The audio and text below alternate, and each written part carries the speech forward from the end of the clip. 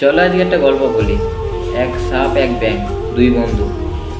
তা আজকে ওরা প্ল্যান নিয়েছে এক জায়গায় ঘুরতে যাবে, এক গ্রামে যাবে। তা ব্যাঙ তখন সাপকে বলছে, চলো আজকে এক জায়গা থেকে ঘুরে আসি, এক গ্রাম থেকে। তা সাপও রাজি হয়ে গেল। তা যাওয়ার জন্য রওনাও দিয়েছে। তা সাপ তখন এঁকে বেঁকে চলছে। এঁকে বেঁকে চলতে চলতে ব্যাঙের অধৈর্য লাগছে।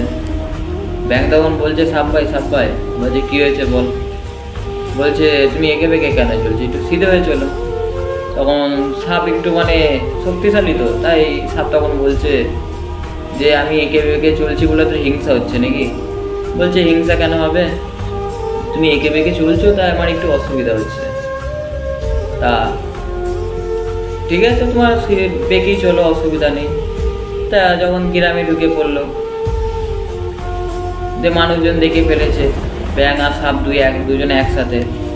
তা ব্যাঙ তো ভয়ে দৌড়চ্ছে, আর মানুষজন সবাই সাপ সাপ করছে, যে যা পেরেছে তাই নিয়ে এসছে। কেউ লাঠি, কেউ অলা নিয়ে এসছে মারবে বলে সাপকে। তা যে যেরকম পেরেছে মেরেছে, তা সাপ মরেও গেছে, আর ব্যাঙ তখন লুকিয়ে আছে। তা যখন সবাই চলে গেছে তখন এসছে ব্যাঙটা, বলছে সেই থেকে বলছি সিধে হয়ে চলো, সিধে হয়ে চলো। তা সিধে হলে তো, কিন্তু মরার পর হলে। তা যে যেরকমই হোক না কেন, কাউকে দুর্বল ভাবো না, নিজের মতো করে ভাবো। ঠিক এরকমই কিছু মানুষ আছে, তুমি যতই বোঝাও না কেন বুঝবে না।